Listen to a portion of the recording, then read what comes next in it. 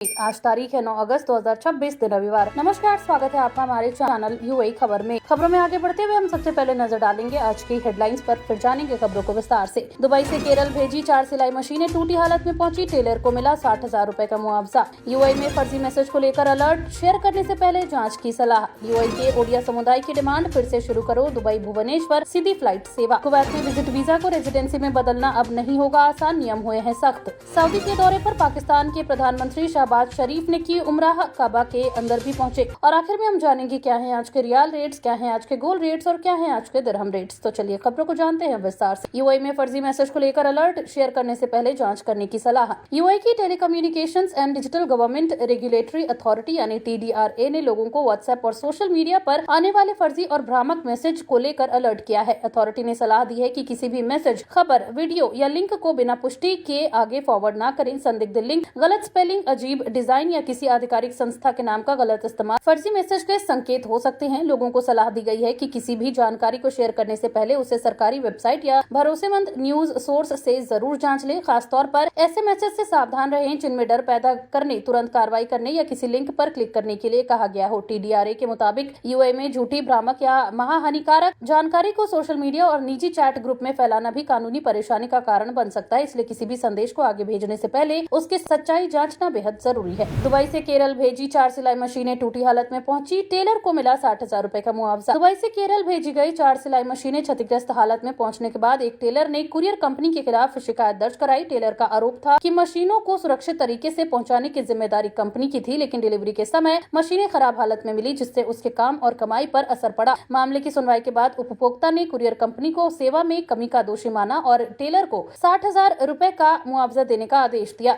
ये मामला उन लोगों के लिए भी महत्वपूर्ण है जो विदेश से भारत या भारत से विदेश सामान भेजते हैं, क्योंकि कुरियर के दौरान सामान क्षतिग्रस्त होने पर उपभोक्ता उचित मुआवजे की मांग कर सकते हैं। अबुधाबी कोर्ट का बड़ा फैसला, पिता को नहीं मौसी को दिया गार्जियनशिप। अबुधाबी की एक अदालत ने एक प्रवासी बच्चे की उसकी मौसी को पूर्ण कानूनी और शारीरिक अभिरक्षा सौंप दी है, यानी कि गार्जियनशिप सौंप दी है। अदालत ने बच्चे के पिता को उसकी देखभाल के लिए अनुपयुक्त माना। बच्चे की मां की 2021 में मौत हो चुकी थी, जबकि पिता विदेश में रह रहा था और सुनवाई में भी शामिल नहीं हुआ। बच्चा पहले से ही अपनी मौसी और उसके पति के साथ अबुधाबी में रह रहा था, जहां उसे स्थिर घर, शिक्षा और भावनात्मक सहयोग मिल रहा था। अदालत ने बच्चे के सर्वोत्तम हित को प्राथमिकता देते हुए मौसी को उसकी परवरिश, शिक्षा, स्वास्थ्य, रहने की जगह और अन्य जरूरी मामलों पर फैसले लेने का पूरा अधिकार दिया। उन्हें बच्चे के पासपोर्ट और पहचान संबंधी दस्तावेजों के लिए पिता की मंजूरी के बिना आवेदन करने और उन्हें रिन्यू कराने की अनुमति भी दी गई है। अबुधाबी पुलिस की सख्त चेतावनी, सड़क के बीच गाड़ी रोकना पड़ सकता है, भारी हादसे का बढ़ता है खतरा। पुलिस के मुताबिक वाहन में खराबी आने या किसी भी आपात स्थिति में गाड़ी रोकना जरूरी हो तो चालक को कोशिश करनी चाहिए कि वाहन को सड़क के किनारे किसी सुरक्षित स्थान पर ले जाए। अगर वाहन को हटाना संभव न हो तो दूसरी गाड़ियों को सावधान करने के लिए जरूरी सुरक्षा अपनाए करनी चाहिए और तुरंत संबंधित अधिकारियों से मदद लेनी चाहिए। पुलिस ने वाहन चालकों से अपील की है कि वे सड़क पर चलते समय ट्रैफिक नियमों का पालन करें और अपनी तथा दूसरों की सुरक्षा को प्राथमिकता दें। पुलिस ने खास तौर पर चेताया कि सड़क के बीच वाहन रोकना न केवल यातायात को प्रभावित करता है, बल्कि पीछे से आने वाले वाहनों के लिए भी गंभीर खतरा पैदा कर सकता है। यूएई के ओडिया समुदाय की डिमांड, फिर से शुरू करो दुबई भुवनेश्वर सीधी फ्लाइट सेवा। यूएई में रहने वाले ओडिया समुदाय के संगठन यूएई ओडिया समाज ने उड़ीसा सरकार से दुबई और भुवनेश्वर के बीच सीधी उड़ान सेवा जल्द बहाल करने की मांग की है। संगठन ने ओडिशा के मुख्यमंत्री मोहन चरण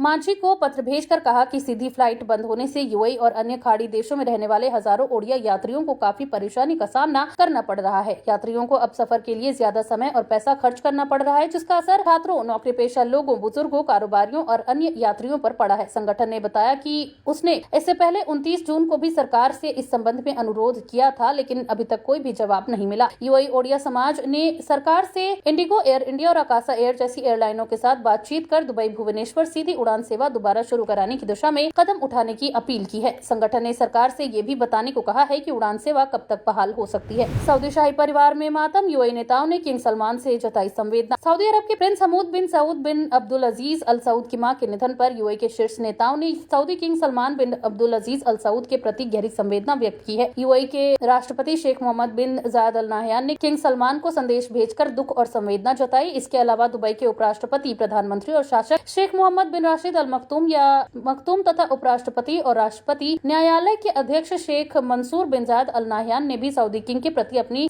संवेदना प्रकट की। सऊदी रॉयल कोर्ट ने 4 अगस्त 2026 को प्रिंस हमूद बिन सऊद की मां के निधन की घोषणा की थी। यूएई नेताओं ने इस दुख की घड़ी में सऊदी शाही परिवार के प्रति अपनी सहानुभूति और संवेदना व्यक्त की। कुवैत में विजिट वीजा को रेजिडेंसी में बदलना अब नहीं होगा आसान, नियम हुए हैं सख्त। कुवैत में विजिट वीजा को रेजिडेंसी परमिट में बदलने के नियमों को और सख्त कर दिया गया है। नए नियमों के तहत अब हर विजिट वीजा धारक अपने वीजा को रेजिडेंसी में कन्वर्ट नहीं करा सकेगा। पात्रता को कुछ खास श्रेणियों तक सीमित किया गया है और हर आवेदन की जांच संबंधित नियमों के आधार पर की जाएगी। नए प्रावधानों के अनुसार कुवैत में वैध रेजिडेंसी रखने वाले व्यक्ति अपनी पत्नी, 18 वर्ष से कम उम्र के बेटों और 21 वर्ष से कम उम्र के अविवाहित बेटियों की फैमिली विजिट वीजा को कुछ शर्तों के तहत फैमिली रेजिडेंसी में बदलवा सकते हैं। इसके लिए प्रायोजक की यानी कि स्पॉन्सर की न्यूनतम मासिक आय 800 कुवैती दिनार होनी चाहिए। रेजिडेंसी में बदलाव के लिए निर्धारित फीस, स्वास्थ्य बीमा और अन्य जरूरी दस्तावेज भी जमा करने होंगे। कुछ मानवीय मामलों में छूट का प्रावधान भी रखा गया है। वहीं फैमिली विजिट वीजा को सीधे रोजगार रेजिडेंसी में बदलने की अनुमति सामान्य तौर पर नहीं होगी। रोजगार रेजिडेंसी में बदलाव केवल निर्धारित विशेष श्रेणियों और पात्र मामलों में ही संभव होगा। कुवैत के इन सख्त नियमों का उद्देश्य विजिट वीजा के दुरुपयोग को रोकना और देश में रेजिडेंसी व्यवस्था को अधिक व्यवस्थित करना है। इसलिए कुवैत जाने वाले प्रवासियों और उनके परिवारों को वीजा बदलने के लिए अपनी पात्रता और जरूरी शर्तों को अच्छी तरह जांच लेना चाहिए। जद्दा से दिल्ली पहुंचे यात्री के ई स्कूटर में छिपा मिला 869 ग्राम सोना, कस्टम्स ने दबोचा। नई दिल्ली में दिल्ली कस्टम्स ने जद्दा से दिल्ली पहुंचे एक यात्री को सोना तस्करी के आरोप में पकड़ा है। अधिकारियों ने उसके इलेक्ट्रिक स्कूटर के टायरों के अंदर छिपाकर रखा गया करीब 869.5 ग्राम 24 कैरेट सोना बरामद किया। ये कार्रवाई 6 अगस्त 2026 को इंदिरा गांधी अंतर्राष्ट्रीय हवाई अड्डे पर एयर इंटेलिजेंस यूनिट ने खुफिया जानकारी के आधार पर की। यात्री जद्दा से मुंबई होते हुए दिल्ली पहुंचा था और उसके चेक इन सामान में घरेलू सामान के साथ एक इलेक्ट्रिक कार भी मौजूद था। एक्सरे जांच के दौरान कस्टम्स अधिकारियों को स्कूटर में कुछ संदिग्ध दिखाई दिया, जिसके बाद उसकी गहन जांच की गई। जांच में स्कूटर के ठोस टायरों के अंदर से 24 कैरेट सोने के 19 टुकड़े बरामद किए गए, जिनका कुल वजन 869.5 ग्राम था। अधिकारियों के मुताबिक सोने को टायर के अंदर इस तरह छिपाया गया था कि सामान्य जांच में इसका पता लगाना मुश्किल हो। कस्टम्स ने सोना जब्ती कर यात्री को हिरासत में ले लिया है और मामले की आगे जांच की जा रही है। अधिकारी ये पता लगाने की कोशिश कर रहे हैं कि सोना कहां से लाया गया था और क्या यात्री किसी बड़े तस्करी नेटवर्क का हिस्सा था। सऊदी दौरे पर पाकिस्तान के प्रधानमंत्री शहबाज शरीफ ने की उम्राह, काबा के अंदर भी पहुंचे। पाकिस्तान के प्रधानमंत्री शहबाज शरीफ ने अपने 3 दिवसीय आधिकारिक सऊदी अरब के दौरे के दौरान शुक्रवार 7 अगस्त 2026 को मक्का मुकर्रमा में उम्राह अदा किया। उनके साथ पाकिस्तान का एक उच्च स्तरीय प्रतिनिधिमंडल भी मौजूद था, जिसमें उप प्रधानमंत्री और विदेश मंत्री इशाक डार, सेना प्रमुख और chief of defence forces field marshal Syed Asim Munir, रक्षा मंत्री ख्वाजा आसिफ, सूचना मंत्री अताउल्ला तारा और विशेष सहायक तारिक फातमी शामिल थे। उम्राह अदा करने से पहले शहबाज शरीफ और प्रतिनिधिमंडल के सदस्यों को पाक काबा के अंदर जाने का अवसर मिला, जहां उन्होंने नमाज अदा की। उम्राह के बाद प्रतिनिधिमंडल ने पाकिस्तान की तरक्की, मुस्लिम उम्मत की भलाई और क्षेत्र तथा पूरी दुनिया में शांति एवं स्थिरता के लिए दुआ की। शहबाज शरीफ का ये सऊदी दौरा ऐसे समय में हुआ है जब पश्चिम एशिया में क्षेत्रीय सुरक्षा और राजनीतिक हालात को लेकर कई महत्वपूर्ण घटनाक्रम चल रहे हैं। प्रधानमंत्री कार्यालय के अनुसार सऊदी अरब की यात्रा के दौरान शहबाज शरीफ की उच्च स्तरीय बैठकों में क्षेत्रीय और द्विपक्षीय मुद्दों पर भी चर्चा हुई। अब जानते हैं क्या है आज के रियाल रेट। तो आज एक सऊदी रियाल के मुकाबले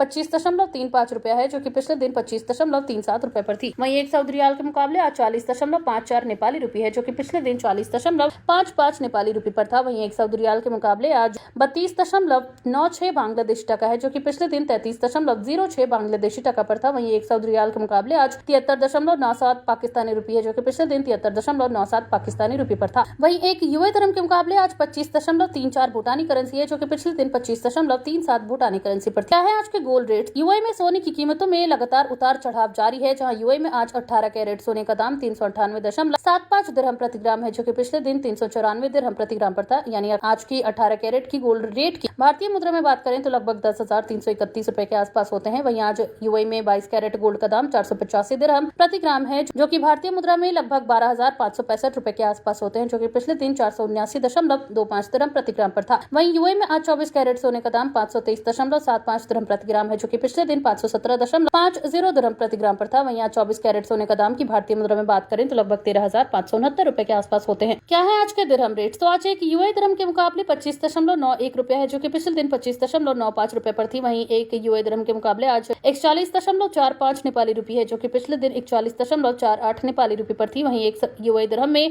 आज 33.70 बांग्लादेशी टका है, जो कि पिछले दिन 33.77 बांग्लादेशी टका पर। वहीं एक यूएई दिरहम में आज 75.63 पाकिस्तानी रुपए है, जो कि पिछले दिन 75.65 पाकिस्तानी रुपए पर थी। वहीं एक यूएई दिरहम में आज 25.90 भूटानी करेंसी है, जो कि पिछले दिन 25.95 भूटानी करेंसी पर थी। तो ये थी आज के तमाम ताजा अपडेट्स। ऐसी और खबरों को जानने के लिए बने रहिए हमारे चैनल यूएई खबर के साथ। धन्यवाद।